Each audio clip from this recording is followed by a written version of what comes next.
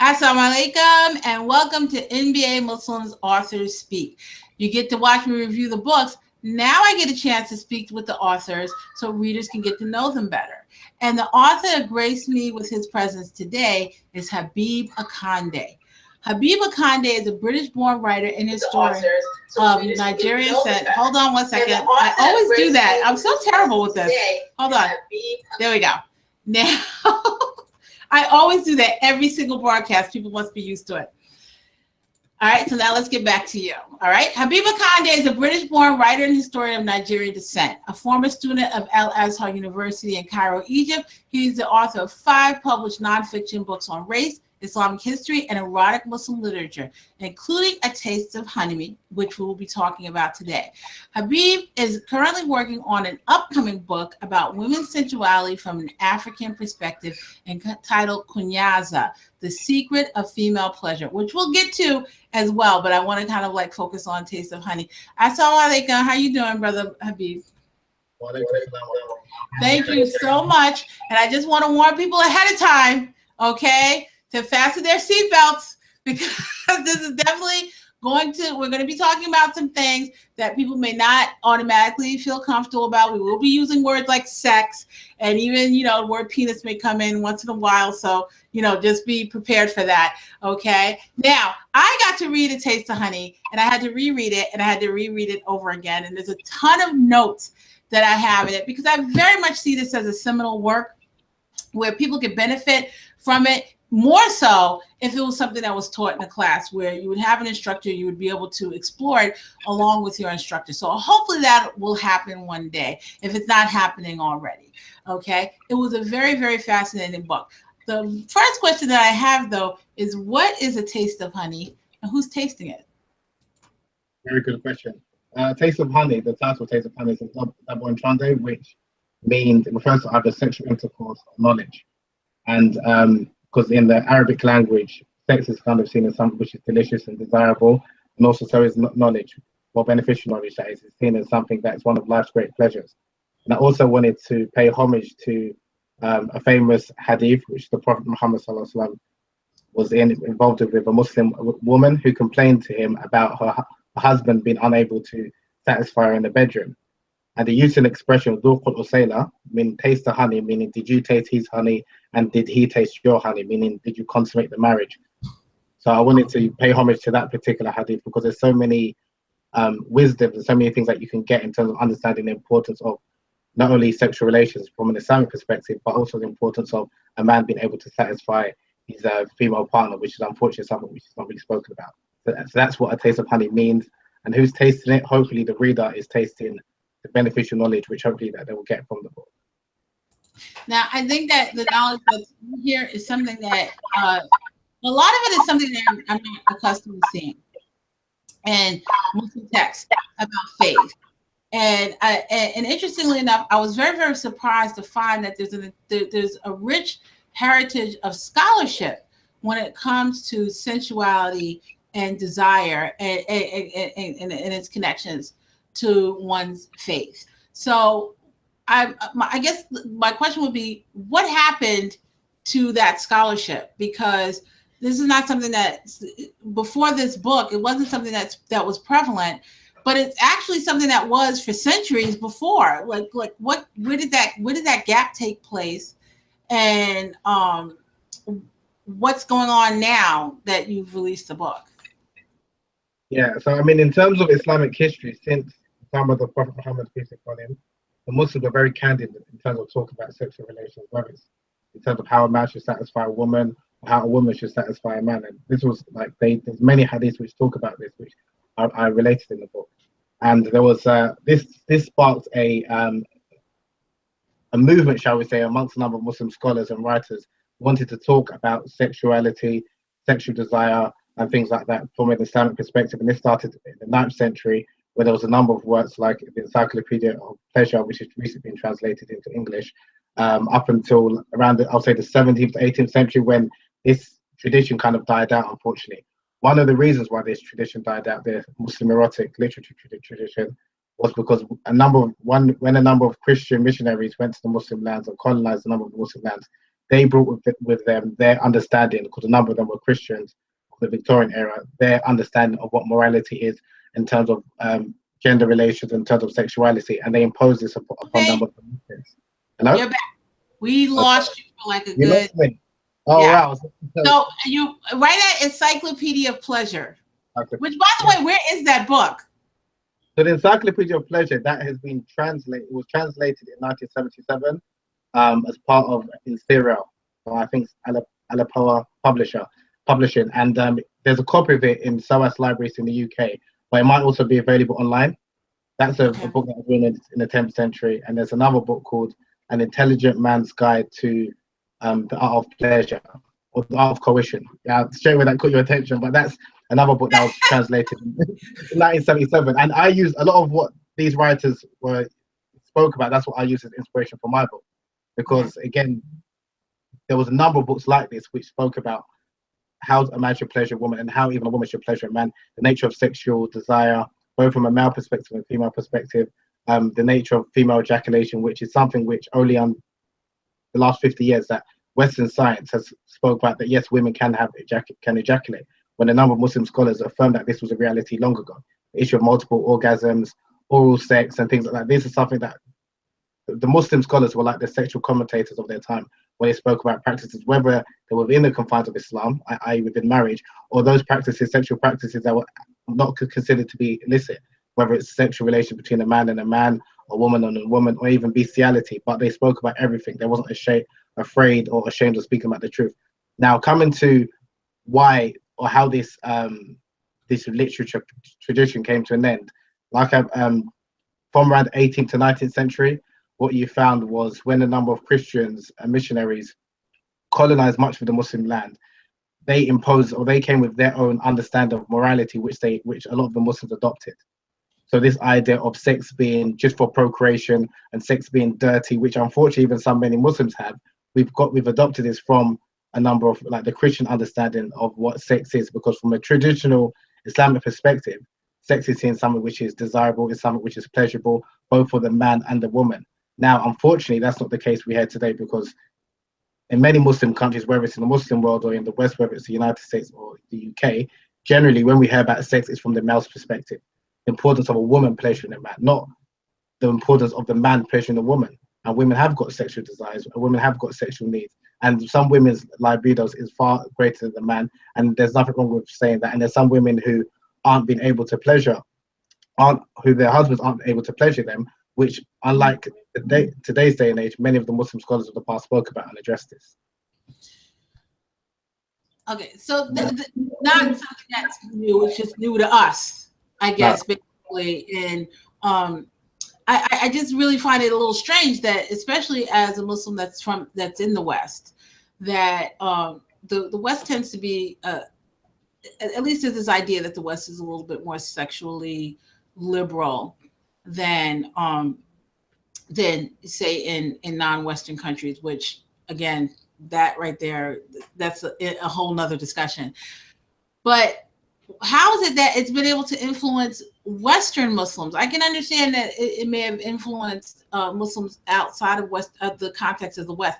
But when you think about Islam in a Western context, when you think about Western Muslims, we're fairly new, and so how is it that it's been able to influence us, especially considering that in the last century, what has happened with sexual dialogue in the West and the influx of Muslims in the West, born here from native-born backgrounds as well as from immigrant backgrounds. So how is it that it's managed to have a hold on us in the West as well?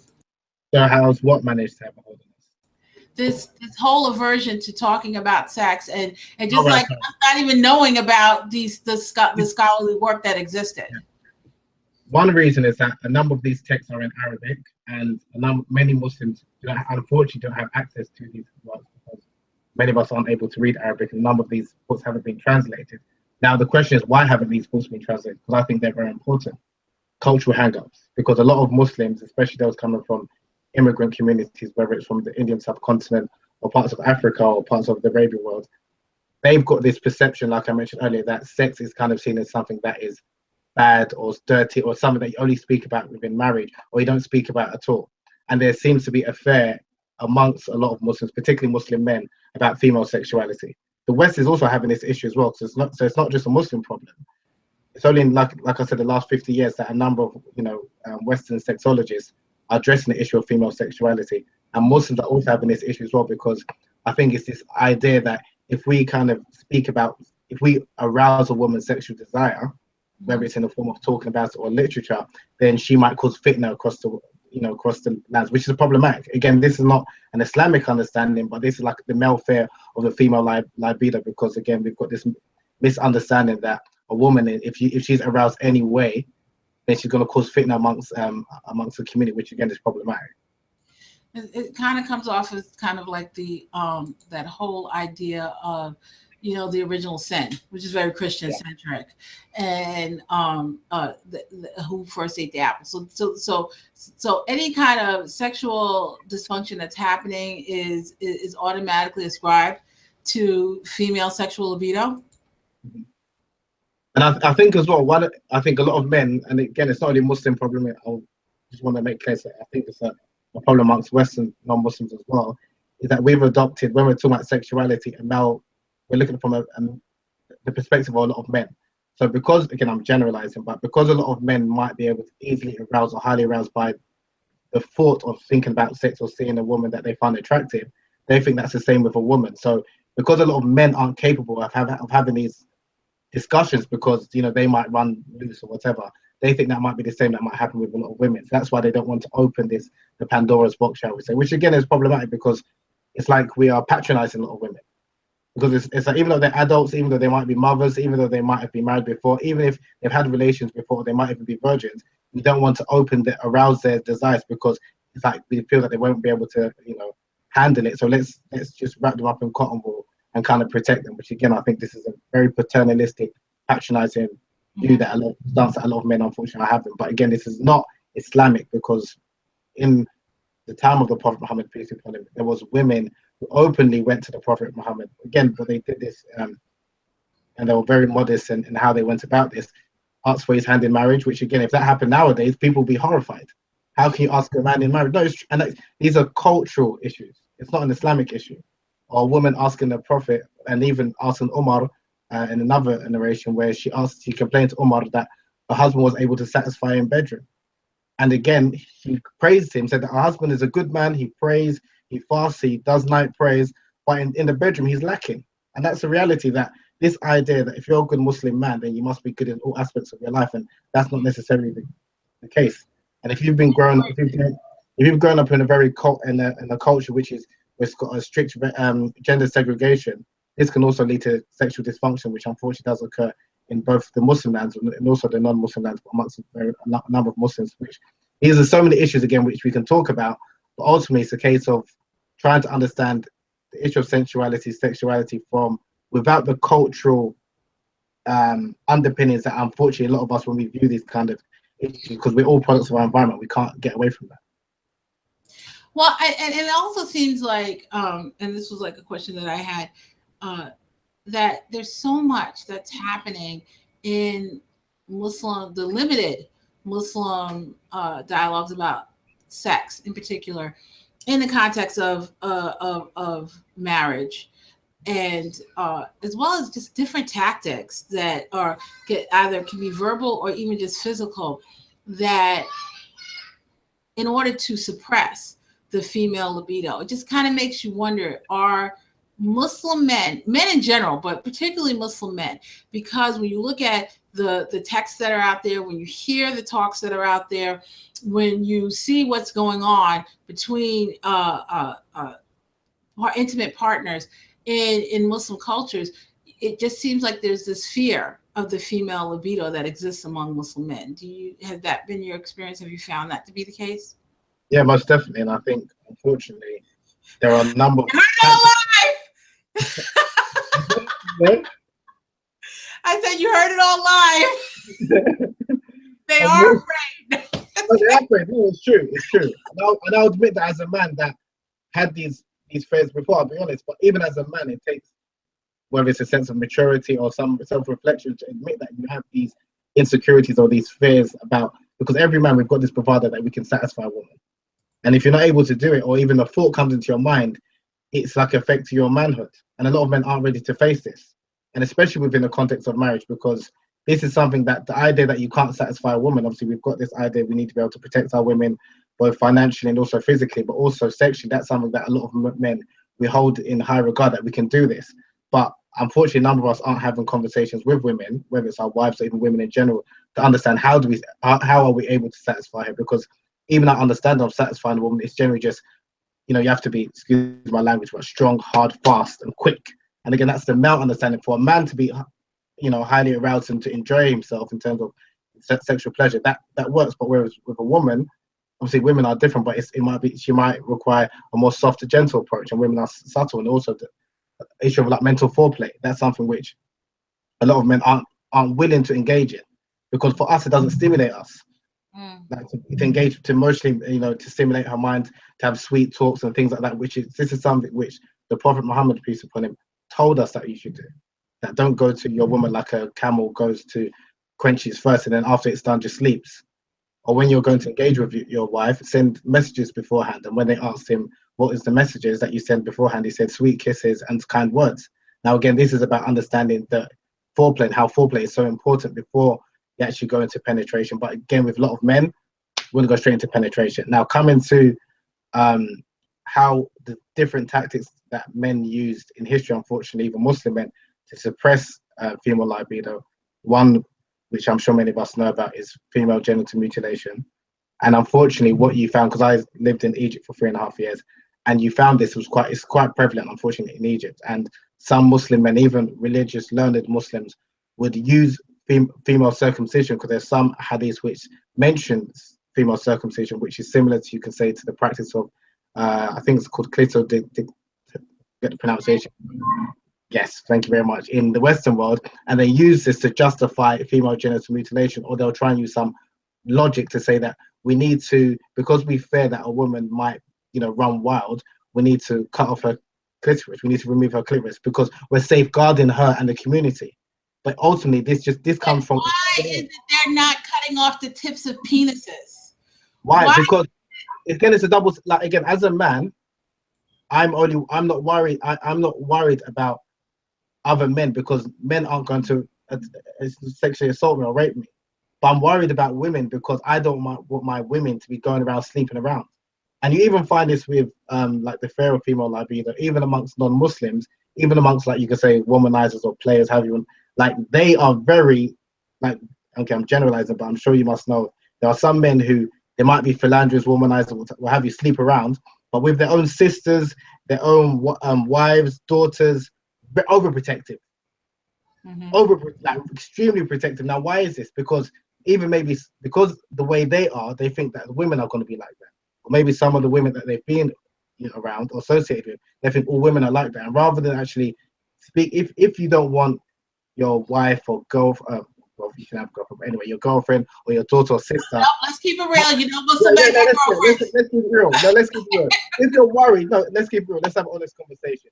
If you're worried about your wife or girlfriend or sister or daughter being promiscuous, don't try and be very overprotective and like lock her in the cupboard or lock in the bedroom.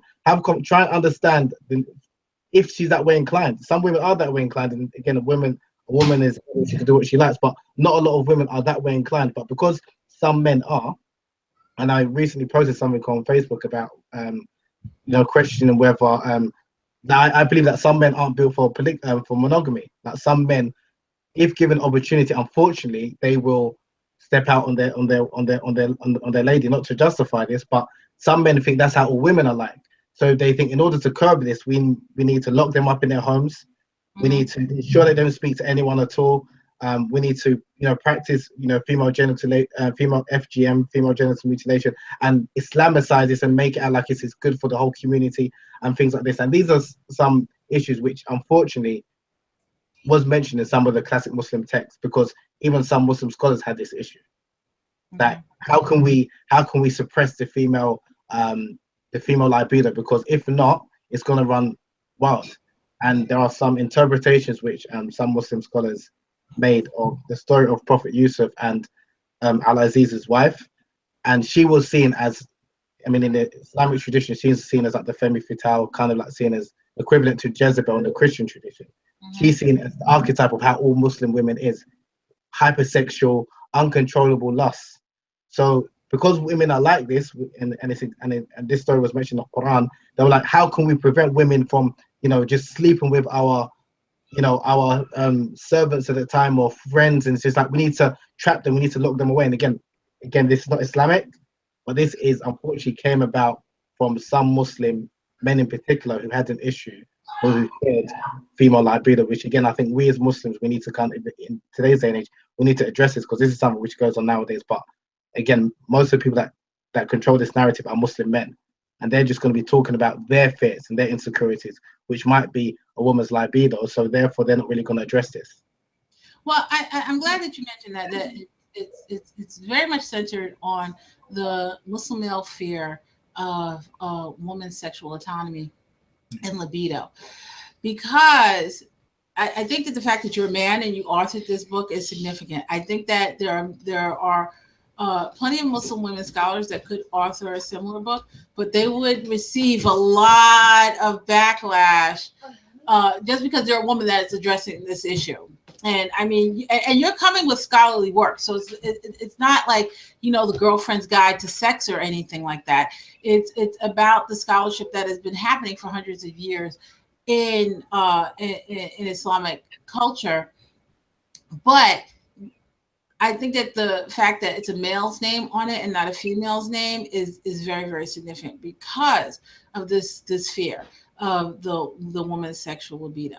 Now, that being said, have you received pushback for writing a work like this? Very much so. I've received, and I knew that I would receive pushback. They wasn't cool with it. People wasn't cool with it.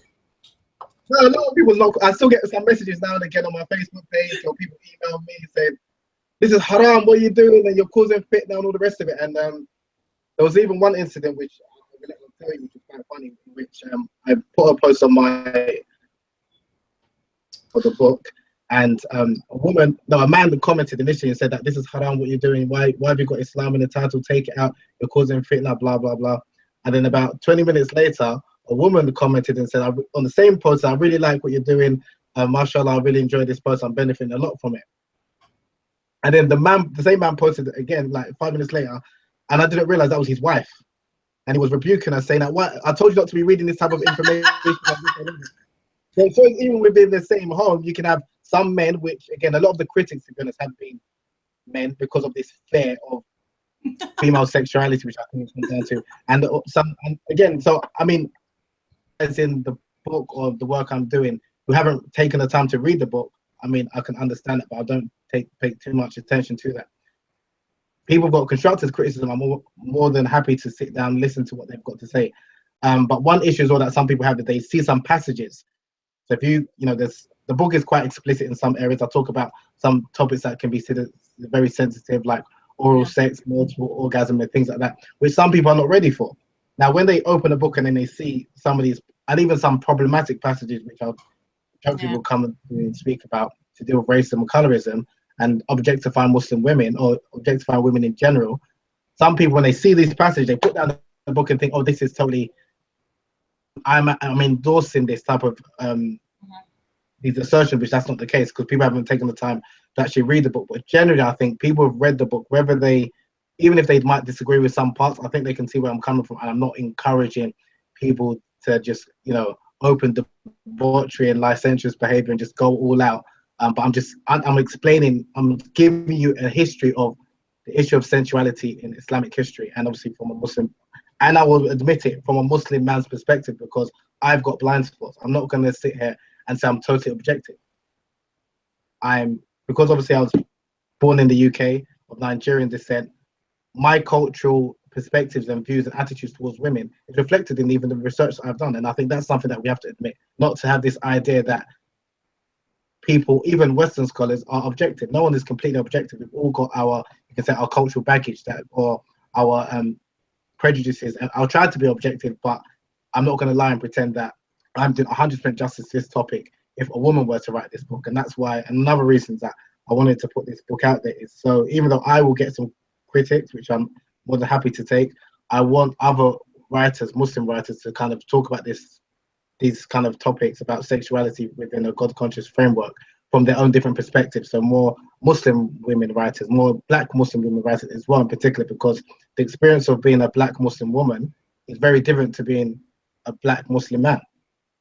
We've got some similarities, but there's some differences which I can't really appreciate unless I really take the time to listen to the Muslim woman's perspective, Black Muslim woman's perspective.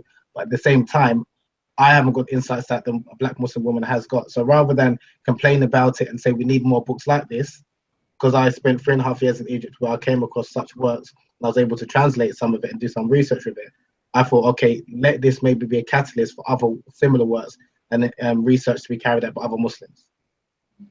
Well, I certainly hope that'll happen. Yeah, I think will happen. And again, if it doesn't happen in my lifetime, hopefully it will happen in, the next generation or generation after. Because another thing as well is that we're studying texts that were written 600 years ago. And when you think about that, or the last great, I would say, Muslim book about sex was written about 600 years ago. When you actually think about it, that's quite sad. Wow. Really? The last 600 years? 600 years ago. No one picked up a pen to write about something that's so essential to our lives and our faith? What they did was they would just regurgitate what was said beforehand. Okay. That's why I say 600 years ago was the last, I would say, great original book talking about sex from a Muslim perspective or within Muslim culture. The later books that were written was very dry, was just regurgitating this person said this, not talking about, because I spoke about some issues like the issue of oral sex, multiple orgasms, female ejaculation, because that wasn't in the previous scholars' book. They mentioned it, they touched upon it, but didn't really go into too much detail on the issue of colorism, which was in Islamic scholarship, because they just said some wild things which maybe they didn't see as being racist or colorist or being problematic. But I, obviously speaking as someone living in the 21st century, someone reading some of these, what they've said about Black women and things like that is problematic. So that's why I actually wanted to highlight this. So I was adding to what they've done. So I'm basically stepping on their shoulders and hopefully adding and trying to continue that tradition. Hopefully someone will do that, or other people will do that going forward. Well, I did find that as a Black Muslim woman, that was one of the things that I found interesting. That was another layer outside of the examination of sensuality and sexuality, sexual desire. And that is that this book definitely does demonstrate a continual language that is racist, misogynistic, and a combination of both. I mean, there's some descriptions of Black women in this book that I found extremely offensive, and more so that because it was by a respected Muslim scholar. And even today, we still get language like that. We still get language where Muslim scholars, at least here in the United States, have voiced some really racially problematic language and some misogynistic language as well. And we're not supposed to question that. So I found that a little difficult, not only to read, but also to kind of like decide how it is that I wanted to kind of grapple that. And one of the things that I decided was like, they're products of their environment. And, these were people, like you said, 600 plus years ago. So whatever it is that they're saying, and that you've recorded in your book, it's not the same as someone that's here in the present day that's kind of saying similarly a racially problematic language as well. Why is it that Muslim scholarship seems to have the ability to constantly reinforce or push forward some racially charged, misogynistic language, and it goes unchecked for centuries? I think because when we're looking at Muslim scholarship or even modern day Muslim scholarship, generally it consists of, I'm talking in the Western context, it consists of people who are of Arab descent, from the Indian subcontinent, or like white Europeans, whether they're white Americans, but of European descent. So for them, I'm sure many of them have read these passages and it has affected them because they're not aware of how someone, especially a Black woman reading this, what this can do to her iman. And even, I'll be honest, me as a man, me coming across and reading some of these texts, I found it distasteful and disrespectful. But I'll be honest, as a man, it didn't have the same impact I'm sure it would have compared to a black Muslim woman reading this, because I'm a man and it doesn't affect me like that way. Do you understand? I guess that. But in saying that, I do want to say that although there were a number of racist and anti-black sentiment that was in a number of these scholars' work, there was a movement by a number of Muslim scholars, and not all of them were black. Some were, Arabs that weren't black, and some were black as well from Africa, who wrote a number of works talking about the beauty of black women, not the virtue, because what you find with a number of even modern day Muslim scholars, when they're talking about blackness, they'll say, oh, even though this lady wasn't a beautiful woman, even though this black woman wasn't beautiful, she had a good heart.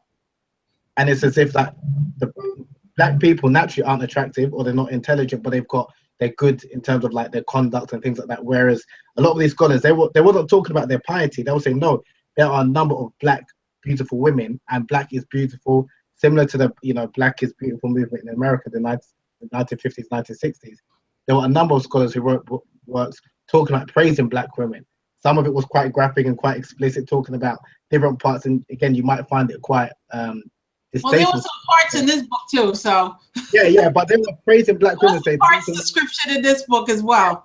But because they were counteracting a lot of the scholars who was praising white women, talking about how white women are so beautiful, and they wrote a number of works talking about how black women are so beautiful, and they enjoy the sexual pleasures of black women in comparison to white women and European women. So again, I mean, even that someone could find that's been problematic. But the reason why they were doing this is trying to not. And another thing as well, I think I'll try and make clear is that most of the people that was reading these books were men.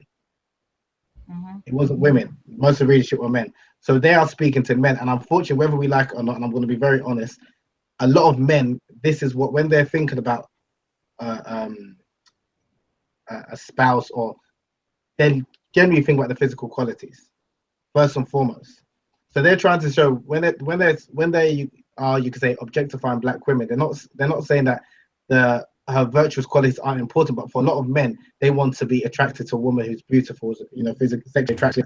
And they're talking about, no, black women from East Africa attractive, black women from West Africa in a bedroom, they do this, they do that. Again, excuse me if I'm being a bit graphic. They're one of the things that they'll talk about is, they're very fiery in the bedroom. They like this, they like that.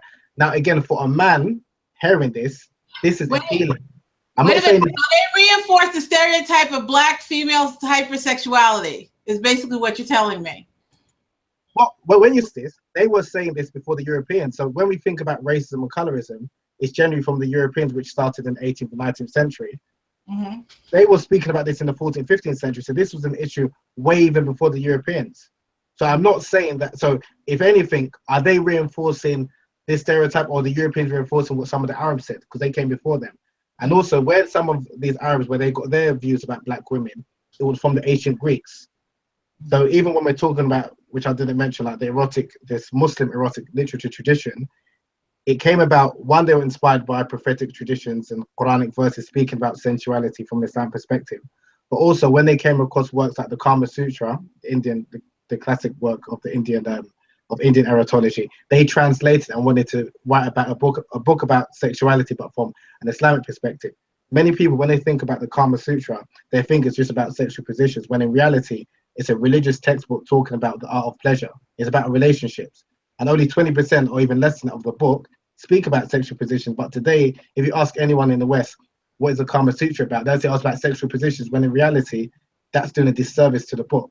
Some part of it is to do with sexual relations and sexual positions, but it's about what a man desires in a woman, what a woman desires in a man, things that, there's so many things, but it's ultimately dealing with the issue of sexuality and sexual desire, which the Muslim scholars wanted to talk about, but from an Islamic perspective, as opposed to the Kama Sutra, which was speaking about sexuality from a Hindu perspective. So, that's more or less what I would say in that regard. So, there's with so much of Islamic scholarship, is focused on masculinity.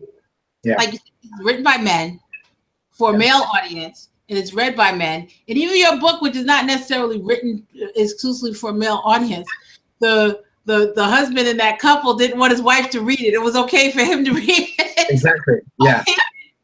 Want his wife to read it.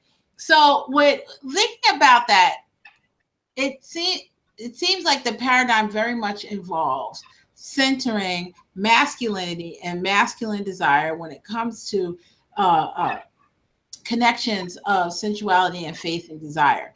Is that the Islamic paradigm, or that's just the way it has evolved in Muslim culture? I would say that's the Islamic paradigm, because we know from the famous hadith which the Prophet Muhammad, peace be upon him, spoke about, that even in your private parts there's an act of charity, meaning an act of where you can gain rewards when you're having physical relations with your wife. So even that aspect, when you think about sexuality and sex, as long as it's done within the proper means, as in obviously through marriage, then it can be an act. It is an act of worship. So it's very different from like the Christian perspective. And even like pleasuring your wife, not only in terms of physically, but even emotionally as well. So when the Prophet Muhammad, peace be upon him, said treat women well, it doesn't just it's a holistic understanding. It's not just physically, it's not just financially, it's also about emotionally as well. So being able to emotionally take care of your wife, provide for her as well. All of these things which the early Muslims understood, even though again, like you said, it was mainly mainly a male audience writing for other men, but was trying to encourage and teach men not to think about sexuality from a man's perspective and just think about yourself. Try and pleasure your wife in many different ways, not just looking at the physical side, but also emotionally as well.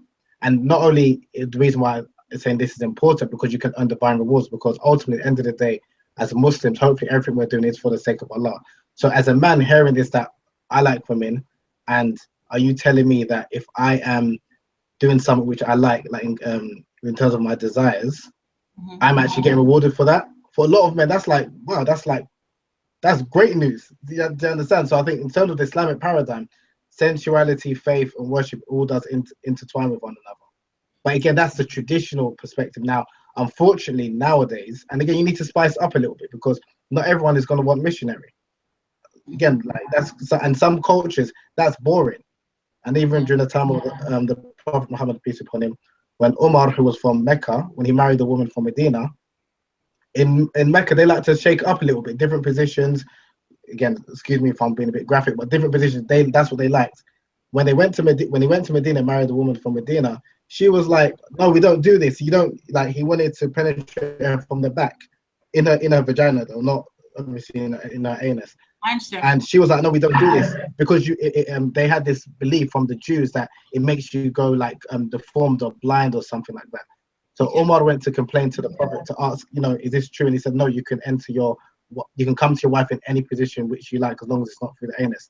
Now, this even shows that even within Muslim communities, within the same country, there's different cultures in terms of what is seen as acceptable or not acceptable.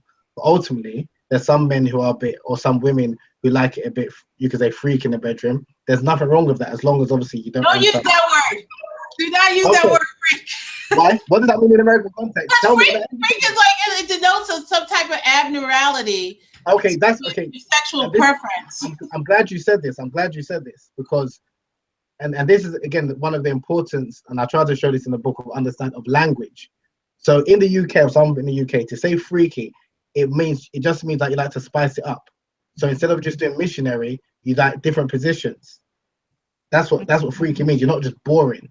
In the American context, like you just educated me, it might mean something totally different. No, it means in American context. It means the exact same thing in American context, but I take particular exception to that, because the word freak denotes that it is abnormal. Okay, I'm glad you said that. Yeah, that's true. Whatever it is that you want to do sexually, like especially if you're a Muslim, within certain the confines, the parameters of what is halal. If you're freak, what's freaky about that? So what's freaky about this? I just take the word freak. That's what I'm saying. I'm glad you schooled me with that point, because it's true. Because some people might have thought I meant by freaky involve other things which maybe we shouldn't involve.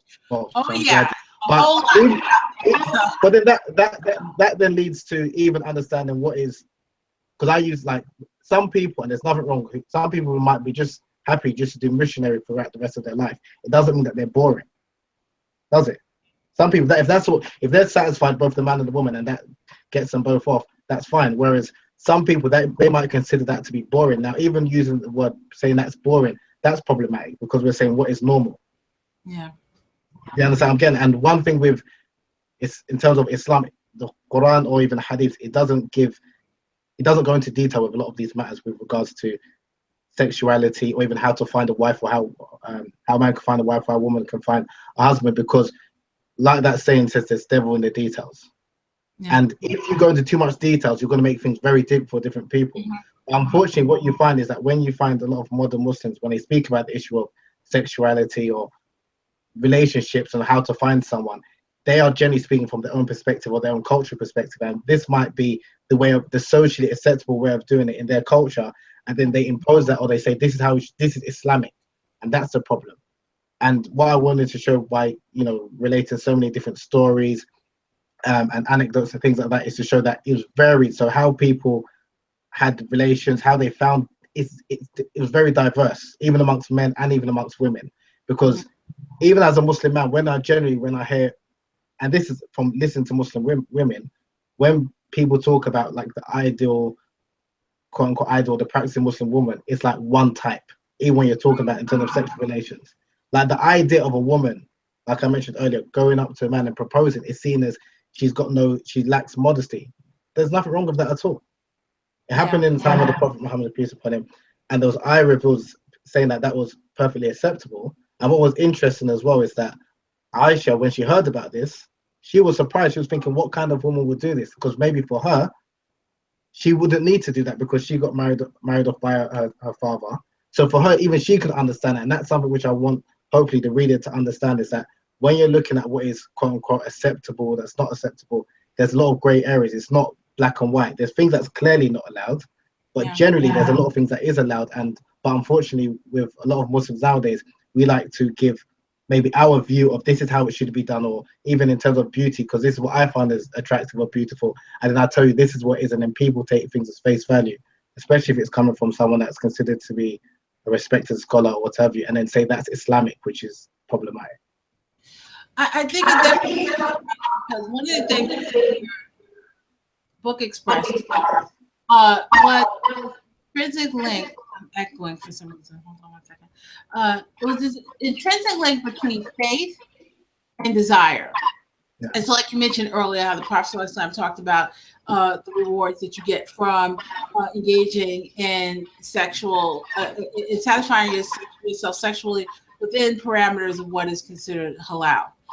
So because there's this intrinsic link between your faith and between the way that you gratify yourself sexually, okay, it seems like these conversations are important, especially considering the fact that not all Muslims are, not even within the parameters of halal, are engaging and satisfying themselves the same way, let alone outside the parameters of halal. Yeah. We don't want to talk about any of that for fear that it's going to happen. It's happening. So why is it that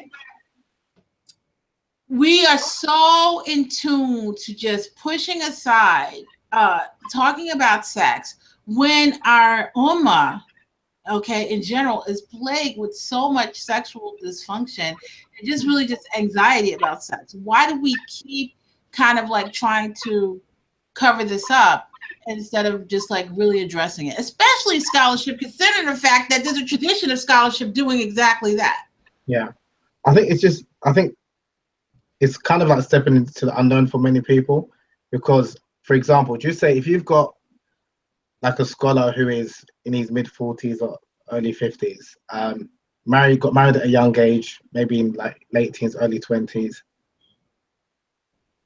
And then he's talking about even the sexuality amongst Muslims, even for himself or even herself. There's a big disconnect between what's going on with a lot of Muslim people, because a lot of Muslims, it hasn't been so rosy. There's some people that are married and they find it difficult to get married, but they still have these sexual desires. What do? There's some people that haven't got married, but they're engaging in like illicit relationships. What do? Or there's some Muslims who have this understanding that, okay, I obviously I believe in Allah, I believe in the Prophet Muhammad, peace be upon him, but I've got these urges that I want to, they say, sow your wild oats. Let me go around, do what I need to do. I'll be honest, as a man, that's how it was like growing up. That's for men, by the way. Yeah, I'll be honest. Let me do what I need to, or even for people that's thinking about becoming a Muslim. One of the things that, as a man, I'll be honest, one of the hardest things is the woman issue. Like, oh, so I'm not allowed to do this. It's like, that's hard as a man. for me, I'll be honest, that's hard. But then some people, they adopt this idea of, okay, I'm not going to become a Muslim or become a quote unquote practicing unless I'm able to overcome this. And that's dangerous. Because that might be your test, because even when you do get married, that still might be there for you.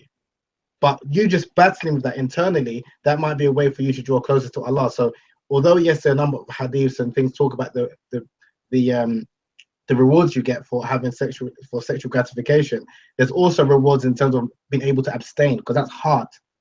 And if you've got this understanding that, okay, this might be a battle that you have to go through, every day might be a battle, but that might be a way for you to draw closer to Allah subhanahu wa ta'ala. But everyone's battle is different. But some people, like I said, who are maybe in a married, who are married, happily married, having wonderful sex and things like that, they might not understand the trials and tribulations that's of someone who maybe find it difficult to get married, or they might be in love with someone who maybe they can't get married to for whatever reason. Do you understand? So I think rather than say, like, the one thing I would say which is important, and I think which scholars should be, even though it's scholars, because a lot of times I think we put too much emphasis that scholars should kind of solve our problems. Some scholars might not understand what's going on, because if you spent 15, 20 years of your life studying away in the library and writing and everything is theoretical, you might not understand what's going on in the ground. You don't thirst. No, you understand. No, true, you understand. So even you might be happily married and all the rest of it, but you've only had relations maybe with one woman. That's the other thing, though. See, that's another fallacy right there, and that's the reason why I part of me gets so frustrated, because I've been Muslim for 30 years, okay, and I've seen books. There has to be thousands of books on how to make wudu, okay. I've seen an entire book just on using miswak, okay. And they have, whenever you look at Islamic studies courses and stuff like that, sex and sexuality is almost never studied at all at the same level that it should be, considering the fact that it is something that is constantly in a state of evolution in a person's life. Sex for an individual is never a constant in their lives, especially married couples that have been married for all of these years. And it's not like you get married and it's like, okay, the sex is mind-blowing for the rest of your lives. You know, married couples encounter things change, your body changes and everything like that. And yet there's nothing even on what, instead of a book, an entire book on miswak, why isn't there an entire book on male erectile dysfunction? Okay, why aren't Muslims kind of addressing that? I think, again, because a lot of predominantly Muslim scholarship is dominated by men, and men in general, not just Muslim men, we do not have these type of intimate and serious conversations with other men. Our only experiences generally maybe of like real relationships is with the person that we're with. Now you don't want to divert, you don't want to speak about that information to everyone. You're not the one to tell people you might have this type of issue. Do you understand? So it's something which you might know it's a problem, but you might think it's just your problem. And again, I'm generalizing. I think maybe women will speak about these issues in terms of relationships amongst themselves much more than men. So even if a woman's only had maybe one sexual partner, two sexual partners, because of the different stories and things she's heard from different women, she's got a lot of experience and knowledge. Whereas with a man, it might just be with who you've been with, because even when men, like locker room talk and things like that, when they get together, they don't go into too much detail. They might talk about, I did this, I did that, and there's a lot of bravado attached to it, but they won't talk about issues like what you said about erectile dysfunction and things like that, because even amongst their male friends, generally we won't really discuss these issues. Again, this is a modern man problem, whereas in the time of and we have to understand, because obviously polygamy was allowed and the concubinage, again, is a problematic subject, but that was allowed.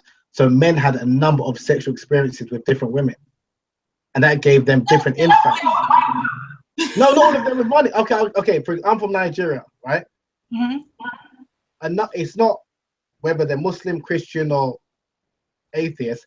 It's not, because culturally it's normalized. I'm not saying it's acceptable for a man to have multiple sexual partners, married or unmarried. You compare that to maybe a man coming from the Indian subcontinent, like Bangladesh, where it's very taboo, and the only experience culturally is not allowed, and it generally doesn't happen unless maybe he's with a prostitute. Take away prostitution, his experience with women and is very segregated, is very limited. So when he's talking about women in terms of like relationships, he can only speak about maybe what he knows, which is maybe his wife, and maybe little what he's heard from his sisters or other men who are going to give a male perspective. Whereas if a man has come from, whether it's right or wrong, has had a promiscuous past and he's actually had active conversations with different women, he knows that not all women are the same. Do you understand? But if you hear some men, they talk about all Muslim women, all women are the same, and that's clearly someone who has had very limited experience with women, whether it's intimately or otherwise. And I think that's a problem because you can only talk about what you know. And if you haven't actively tried to understand this issue, whether on a personal level or try and research it, you won't know like about this issue. So that's why you find more Muslims will be more interested to write books about wudu and miswak as opposed to sex and sexuality, because that's an uncomfortable subject and something which many of them are not aware of, and it's uncomfortable for them, like I said, to talk about. Okay, so what we're seeing is a reflection of the male dominance of conversations about sex in Muslim cultures. It seems like across the board. Then if that is an uncomfortable topic for men to talk about, because like you said, it may be something that, you know, that they have very limited knowledge about because they don't talk to each other about it unless you, like you mentioned, locker room talk, which can tend to be very base and juvenile. Why not let the Muslim women do their job and write about this as well? Because I know that there's plenty of Muslim women that could address this topic. And the only reason why they don't is because of the extreme aggressive Muslim male backlash that they anticipate. So if the men cannot do it for whatever reason, why is it that they continue to try to dominate it? Because the result is a very prevalent sexual dysfunction across the board in Muslim cultures around the world. So why not just let Muslim women take a stab at it? Muslim women should be writing about these type of works, and I think people like yourself, and I want to call yourself out. Hopefully, you're going seriously, because I can understand the reservations why a number of Muslim women will be reluctant to, publish types, works about erotic literature, because the backlash that they are likely to receive, especially if maybe they're not married. So they might be thinking about the consequences, the ramifications, that if they were to publish such a work, people might view them as being loose or promiscuous, all the rest, and that might affect their marriage prospects. So therefore, for their own best interest, they're thinking, I don't want to go through that. So I can understand. But those women who are brave enough and courageous enough, like yourself, to talk about these issues, I would say definitely do it, and don't wait for men to give you the approval, because you don't need men's approval to write about these type of topics. So when you're saying, why don't we allow Muslim women? You don't need our permission. My question is, why don't more Muslim women write such books, since you know better about? That's it. But I understand why Muslim women who've got this knowledge are reluctant to write about these type of books. But it requires maybe one or two individuals like yourself to put these books out, to do like these type of talks, put it out there, and hopefully that will inspire other Muslim women to write about these issues from their own different perspectives. Because I can only write from my perspective, you can write from your perspective, and some other women can write from their different perspectives, and there's going to be different nuances, but we can hopefully learn from each other. And I think that's important, because something which a lot of the early Muslims of the past did is that they learned from each other. It wasn't just they were writing from their own perspective, they were quoting so many different writers who were writing about similar issues. So I think that's what we need. We need to try and recreate this tradition, but you are going to get backlash, unfortunately, because a lot of men have their insecurities. I said, why not let the Muslim women do it? Because masculinity can be very, very toxic and extremely violent and aggressive towards women. And if you add blackness to it, just forget about it. But so that's the reason why I use the language that I use, because even if I'm bold enough and brave enough and bad enough to write this work, I subject myself to potential physical jeopardy from Muslim men who not only think that how dare this woman write about this, but are perfectly willing to actually go after me or any other woman who physically silenced them because they dare to talk about this topic and write about it. That's the reason why I use the language that I used.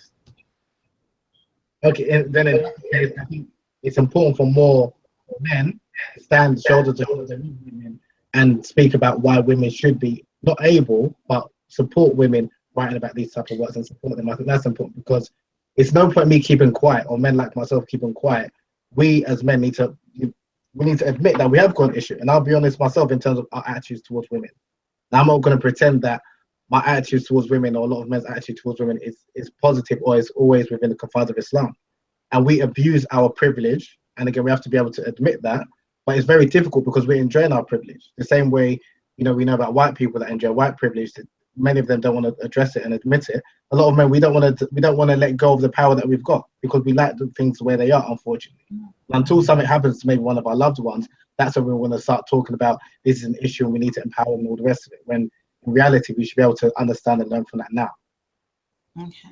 Well, since that there isn't, and I'm sure that there's going to be, and I can't wait until more Muslim women decide to write about it outside of this really kind of like pop culture type of thing, because there are some like little girlfriend sex manuals out there and everything. And I don't mean to deride it. It's just that we need more substantial work that gears more towards looking at generating functional sexual relationship across the spectrum of people, of Muslim people, because we are people and we have different proclivities and aversions and everything like that. So that's what we need, and I can't wait for some Muslim women to start doing that, and then y'all can go like this at it. That would mean that the scholarship is reviving itself, and I think that's what we desperately need. But since that hasn't happened yet, I want to talk about this new book of yours, Kunyaza. Yeah. Now, the first thing I will have to say is that please explain how it is that you, as a Muslim male, are addressing female sexual gratification. How is that different from every other Muslim male who thinks that they know how to satisfy a woman and decides to write a book about it? What is different about your book? Okay, hopefully what is going to be different about my book is that I'm not going to be dictating this is the only way to satisfy a woman. I'm presenting a tradition, because before I start, Kunyaza is a tradition which originated in Rwanda in East Africa, and it's a tradition which women themselves have who teach, called sengers, sexual educators, teach other women and then men about how a man should please his wife in the bedroom. This is a tradition which, again, like I said, it's been around for about maybe 150 years, or for whatever reason, a number of people, especially outside of Africa or East Africa, aren't aware of. And I want to show the contributions of Africans towards the issue of sexuality and sexology, because the same way with the book The Taste of Honey, I wanted to show the contributions of Muslims towards the issue of sexual studies and sexology. I also want to highlight and talk about the contributions of Africans. And the book is not a religious book. It's looking at issues, exploring sexuality or sexuality from particularly African woman's perspective, because the idea of like Kunyaza is derived from the word kunyara, which means ejaculate, female ejaculation. And what I found very interesting about this phenomenon is that, like I mentioned earlier, is that female ejaculation was seen to have just been discovered in the last maybe 40 to 50 years, in the West. Whereas in parts of Africa and parts of the Arab world and Muslim world, people knew about female ejaculation, and it was something that if a man wasn't able to make his woman ejaculate or squirt, however you want to call it, it was seen as something like a disgrace to the man. So even though it's about pleasuring the woman, the onus is on the man to be able to pleasure her. And also it's looking at the psychology of Kunyaza. It's not just a technique. It's not just if you do this, this will happen. It's about first and foremost be able to make sure a woman is psychologically prepared to obviously receive Kunyaza. Now, the reason why the man is important in this is because although it's about pleasuring the woman, the man is active participant in this encounter. It's not just about, it's about the woman in order for her to be able to obviously receive this this act, but it's about the man being able to physically prepare her. So you can say that, okay, why is, if anything, the man is just as important in this act as the woman, because if he's not able to relax her mind, if he's not able to make her feel comfortable, if he's not able to make her feel beautiful and sexy, because we know with a number of women, the reason which prevents them from even having an orgasm is because they've mental constraints. They put mental blocks up in terms of they don't think they're good, at they're beautiful and sexy and all the rest of it. So that's why it's incumbent for the man to, in order to understand this and able to remove these mental blocks from her mind, so she feels that she's desirable. Once she does this, because this is half the issue, is enable for a woman to feel that she's able to orgasm. Once he's able to do this, then in terms of the actual mechanics, it's relatively straightforward. So even though it's talking about, Kunyaza talks about the actual technique, it's more about the psychology of Kunyaza and how the appreciation that a number of Africans had, especially like East Africans, of understanding female sexuality long before the West came and, you know, said that we've discovered, you know, female ejaculation and even the G-spot. When we talk about the G-spot, which was named after Dr. Grafenberg, that was discovered in the 80s. So you're trying to say before the 1980s, no one knew what, it wasn't named the G-spot. We didn't know. No, it's true. So that's some of my frustration is that we've got I believe that a lot of Black people and Muslims, we've got an inferiority complex when it comes to the West, or like white people. So if they were to say something, oh wow, this is groundbreaking, when no, issues like, you know, female ejaculation, multiple orgasms, they were spoken about years ago. So that's why I'm just finding that out. We've been talking about that. Yeah, we've been speaking about. So with Taste of Honey, speaking from a Muslim perspective, Kunyaza is looking at it from a traditional African perspective, because one thing I wanted to do, especially with A Taste of Honey, and I don't know if you've noticed, a lot of people that are speaking about the Muslim or Arab tradition of sexuality, a lot of Arabs are now taking pride in saying this is an Arab thing, this is an Arab thing. So I wanted to look at, no, there's also Black people and Africans who have spoken about this issue, so to talk about the contribution, the intellectual contribution that Black people have had. Because one thing, unfortunately, which I think a number of Black people or people in Africa, which we don't do, is we don't document some of our work, our research, our findings. So that's why I've, you know, hopefully when the book comes out, if not later this year, early next year, it's ultimately trying to highlight the contributions which Africans have made in terms of female sexuality by exploring the Kunyaza tradition, and again, understanding the psychology about it, and to show that not everything came from the West and came from the white man or the white woman. Well, I think that's important, and I know that in A Taste of Honey, there's the entire back of the book is dedicated to exploring, engaging with your partner sexually. So there is an entire chapter on oral stimulation, for example. But that's just the tip of the iceberg, and that's what I saw it as. I definitely saw it as just very much like the tip of the iceberg, a starting point, a launching off point to say, listen, there's a whole chapter that can be written about this. You may want to explore that further. So is Kunyaza, is that kind of like an addition to the work that you've done in A Taste of Honey, where Taste of Honey is very concise when it comes to that actual aspect of sexual gratification? Do you see Kunyaza as an expansion of that, using an African tradition? Yeah, I would say it's like a complement. It complements A Taste of Honey, because I'm trying to revive studies about sexuality within a God conscious framework. And that's basically that's another. So, and even looking at Kunyaza, even though some of the Sengas, or the female sex educators that teach Kunyaza, a number of them are Christian, a number of them are Muslim, and you are finding Muslim women teaching Kunyaza, wearing the hijab as well, going to different schools and teaching women from a young age as well. So I wanted to talk about, again, even how they view sexuality. And there's also some problematic practices as well linked to Kunyaza, called, I don't know if you've heard of labia pulling, or it's also called labia minor elongation, and that's a problematic practice which happens in parts of Africa as well, and that's linked to Kunyaza as well. So I wanted to talk about that and how some women are endorsing that. So the same way we've got female circumcision and female genital mutilation, we've got some practices which some women endorse and practice, which they believe that a woman should elongate her inner vaginal lips in order to not only pleasure the man but pleasure herself. Also, that comes with some health risks. So I kind of wanted to talk about that. In addition to Kunyaza, there's another book I wrote called Illuminating the Performance, which talks about womanizing and erotology, but to men. But that's mainly, it's not religious perspective. it's addressed to young men under the age of 30. And the reason why I wanted to talk about that, under the age of 35, shall I say, is because whether you're religious or not religious, Muslim or not Muslim, whatever, I know for a lot of men, the issue of womanizing or player or whatever you want to call it is an issue. So I wanted to talk about, so how would you address it without patronizing a young man? Now, but rather than say, even for Muslims, so the famous hadith of a man came to the Prophet Muhammad, peace be upon him, and asked if the Prophet can permit fornication. He wanted to fornicate. Now, the Prophet said, a lot of people at the time, they came to him and they said, why are you saying this? How can you, have you got no shame? The Prophet immediately asked the young man to come and approach him, and he just asked him, would you like that for your sister? Immediately the man said no. Most definitely no. Would you like it for your mother? Would you like it for other female members in your family? In order for him to understand that, like I mentioned earlier, there's a lot of men that might womanize, be players, what have you, but we don't want that for our women folk. So we know inherently it's wrong.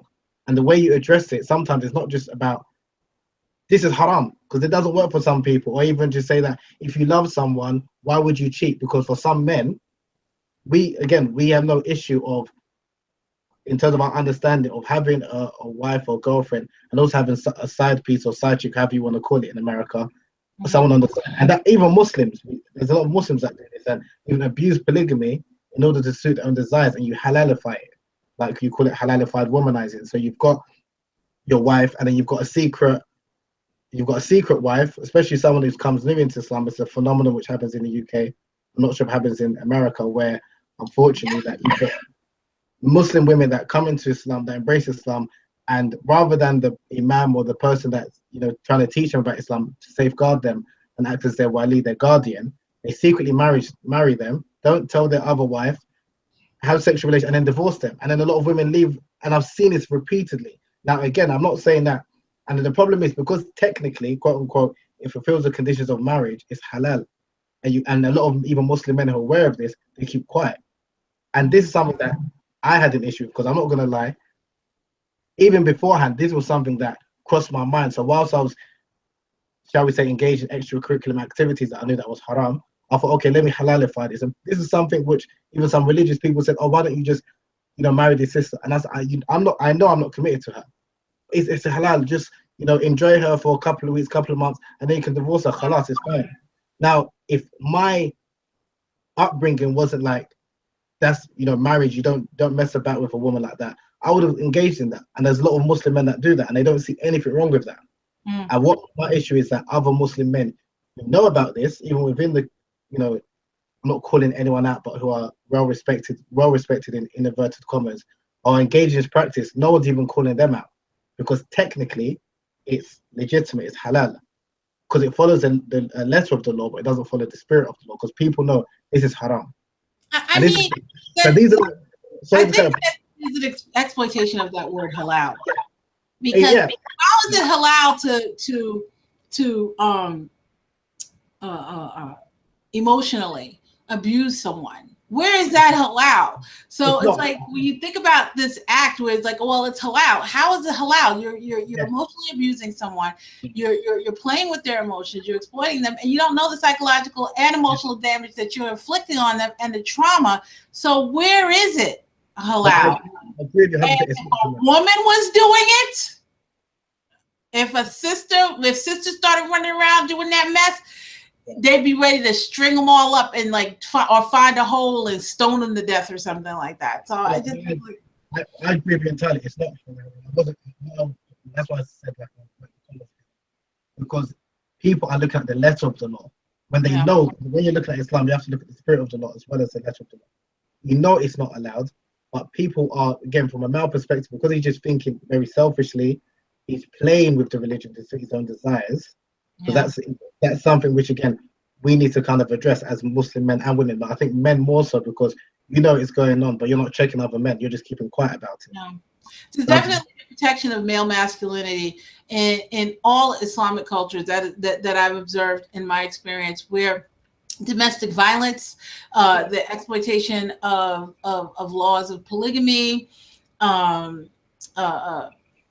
just run rampant in the culture, and Muslim men don't do anything about it.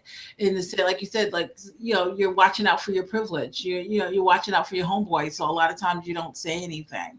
So I just would like to get back to that Kunyaza, and one of the things that you said about manipulating the labia, Yeah. or sexual gratification, and in relationship with female genital cutting. Right. Where is this? And it's probably outside of your book. And maybe I'll just pose the question, and I'll wait for my fellow Muslim women that are in this field of sexual mutilation, of genital mutilation, to chime in on Facebook. There is not. Why is there's this running prevalence to altering the female genital organs? Did the scholarship in the past ever have to address that? And if so, did they kind of encourage it, not like kind of wishy-washy about it, or just kind of saying, like, you know, this is really something you want to think about not doing? Yeah. It's from an Islamic perspective, or when it's about Kunyaza? Both. The first, from an Islamic perspective, you've got FGM, female genital mutilation, which the World Health Organization is classified into the 4 types. And then you've got, which some Muslims, not all, but I do mention this in the book, A Taste of Honey, female circumcision. Now, there are some Muslim scholars that say that it's not compulsory, but it's they say it's honorable. It's like it's a sunnah to circumcise. Which makes it compulsory. Not necessarily. I'm just going to present what some of their. I don't agree with female circumcision. I'll just say that from the back. But some of them that who endorse or encourage it, and some actually believe that it's compulsory. They say that female circumcision is not the same as female genital mutilation. That's what some of their arguments are. I know that is the Muslim understanding of female circumcision will probably come under, I think it's type 4 of World Health Organization understanding of female genital mutilation. But there's some who say that it's permissible, and then some Muslims, there are a number of Muslim scholars who say that it's not allowed. So there's a debate there, right? But I don't agree with it, first and foremost. But there's a debate, and there are some hadiths which indicate females, which talk about female genital mutilation, female circumcision. Sorry, but those hadiths, there's a debate with regards to with their authenticity. So it might not be actually like permitted, like in terms of the Prophet might have not actually said that. That's why there's a debate in that regard. But even if those hadiths are authentic, we know that the Prophet didn't circumcise any of his daughters. So therefore, we know it's definitely not compulsory. But there's a debate again amongst Muslim scholars in some parts of the world whether female circumcision, is permitted. And again, I mentioned that in the book, A Taste of Honey. Now, in terms of labia minora elongation, also known as labia pulling, which is practiced in parts of East and Central Africa. Now, again, there's scholarship from Africans, both scholars in Africa and also scholars from the West talking about this. Now, what's interesting, when you're looking at female labia pulling, it's not classified as FGM, as female genital mutilation. It's classified as female genital modification, which is a difference. Now, again, there are a lot of Western academics and scholars who are anti labia pulling because of some of the health risks that's involved.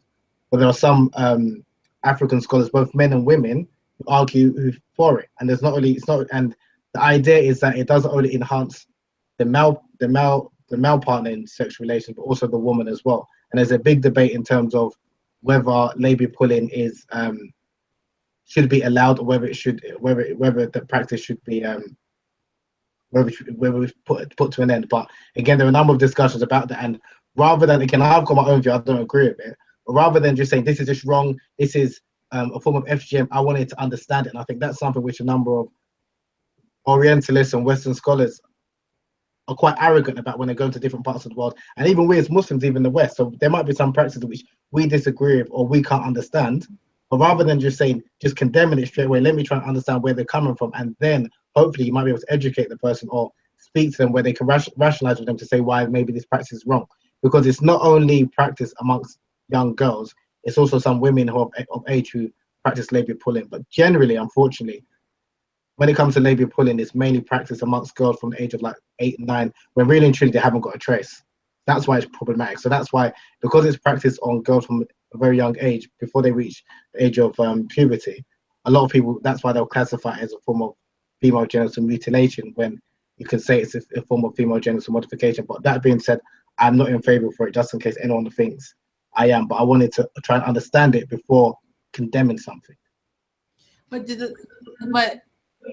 just by I'm just wondering, how did scholarship deal with these types of issues when it came to modifying or mutilating female organs? I know the duplicity of the Western perspective on it. I mean, we come from a society where they stuff bags in women's breasts just so that they can be more aesthetically pleasing, and they con women into thinking, yeah, you're doing it for yourself. So I know the duplicity, and I know that even, like, you know, cosmetic surgeons will perform clitorectomies in Western society as well. So I'm fully aware of the duplicity. My question was really geared towards from your observations, how did Islamic Muslim scholarship address issues when it came to modifying or mutilating female genital organs, especially young female genital organs, which is a whole nother topic. I would say it's only recently, like modern scholarship have kind of really addressed this issue. But traditionally, a lot of the Muslim scholars was either, is it halal, like is it wajib, is it a sunnah, or is it halal, is it permissible? That's only how generally how they were looking at it. Whether someone's going to get cut, but what is the is it something, because we know it's a practice that was practiced in parts of parts of North Africa and East Africa, and parts of the Arabian Peninsula, but there's some parts of the Muslim world where it wasn't practiced at all. So it wasn't even brought up as a discussion. But where it was practiced in parts of the Muslim world, like in Egypt, where I studied, because it was a cultural practice and because of attitudes towards female sexuality, was one in which we need to preserve our women, because if we let them run loose, they're going to start fornicating with everyone. That's why, unfortunately, you find a lot of scholars from that region of the world trying to Islamicize and trying to endorse it, because they ultimately have got issues with female sexuality, if that makes sense. So that's why I think it's problematic, because when you're listening to a scholar from a region of the world where that's socially acceptable or culturally acceptable, shall I say, you'll find that scholars from that region of the world would generally maybe kind of find arguments to try and endorse that practice. Whereas if you were to listen to maybe or read the writings of a Muslim scholar from the Indian subcontinent, because that's not generally practiced, they probably would talk about the health effects and why it's wrong. So that's why it's interesting when you read the Muslim scholars what part of the world they're from, because they are, like we mentioned earlier, products of their environment, and that you can see that in some of it manifests itself in some of the works they produce. But I think as Muslims in the West, because we might be attached, but not really attached to any particular culture in the Muslim world, it's upon us to kind of see things for how it is and actually talk about it and say and look at not only like from the Islamic perspective, but also like the health consequences and the psychological effects of like some of these practices, because at the end of the day, it's all about controlling female sexuality. That all of these acts, whether it's labia pulling, FGM, or female circumcision, it's this idea that women have uncontrollable sexual desire, and we need to control it before they kind of, cause fitna everywhere. And that's problematic. It's that attitude that we kind of need to change more than anything else, as well as actual practices at hand. Has Muslim scholars reinforced that stereotype about hypersexuality among women? Yes, most definitely. Most definitely. I think I mentioned earlier, but the story of Prophet Yusuf and Al-Aziz, his wife, that story where, again, just paraphrasing the story, when the Prophet Yusuf was his brothers threw him in, I think it was a well. Then Al-Aziz from Egypt at the time found him.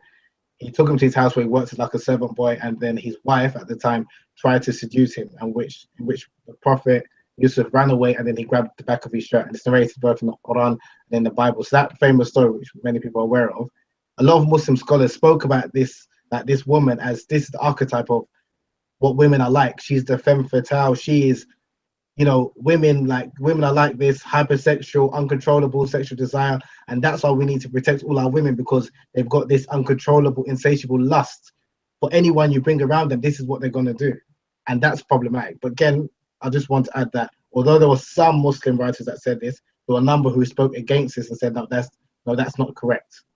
So you did have this debate. Now, what the issue is that there's some Muslims, especially from the West, if you just read one book from the classic tradition or one interpretation of these type of stories from the tafsir, you think this is a reflection of all Muslim scholarship, when it's very diverse. You had, and that's what, some of the beauty of our history, of us in terms of looking at Islamic scholarship and some of the issues, is that you find a lot of problematic things in those texts, but they were unfiltered. But you also had people that were speaking out against it. So you have a lot of gems in a lot of these texts, but also you have a lot of problematic things. So I'm not going to say that majority of the scholars, they believe that women have like an uncontrollable sexual desire, because that was definitely not the case.